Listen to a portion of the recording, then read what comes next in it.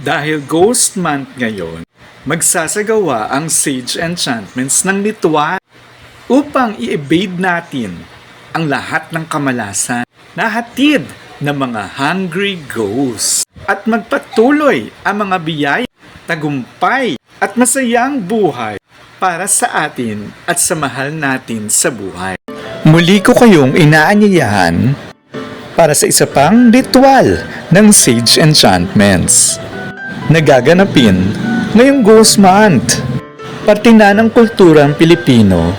At dahil may lineage tayong Chinese, madalas i-celebrate ng Chinese community dito sa Pilipinas ang Ghost Month or the Festival of Hungry Ghost.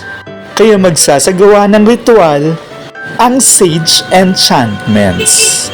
Ang unang ritual ng Sage Enchantments ay ang padasal, na kung saan ay tatawagin natin ang lahat ng ating mga ninuno sa panahon ng pagkamatay ni Kristo hanggang sa ngayon upang humingi ng tulong at gabay sa kanila na matapos na ang ating paghihirap.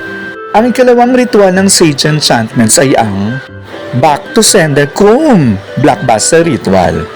Napaka-effective ng ritual na ito kung sa ngayon ay minamalas ka nang dahil sa mga chismis, paninira at marami pang iba.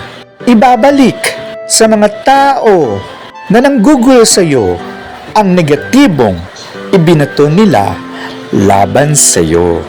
Ang ikatlong ritual ng Sage Enchantments ay ang Ancestral Reconnection Ritual, na kung saan ay tatawagin natin ang inyong mga ancestors sa simula ng pagkamatay ni Kristo hanggang sa ngayon. Dahil maaari natin kausapin sila para magtanong at humingi ng tulong upang malutas ang ating mga problema at maghatid ng biyaya para sa atin. At sasagutin ng mga ancestor ang inyong mga katanungan. Ang ikaapat na ritual ng Sage Enchantments ay ang Panelo de Amor. Ito ang love ritual ng Sage Enchantments, na kung saan ito ay napakagandang pambalikan ng mga taong nagkahiwalayan para mabuo muli ang pamilya at magpatuloy ang pagmamahalan. Ito ang magbibigay ng katatagan at humigpit ang inyong relasyon. Alisin din ito ang lahat ng balakid para sa inyo.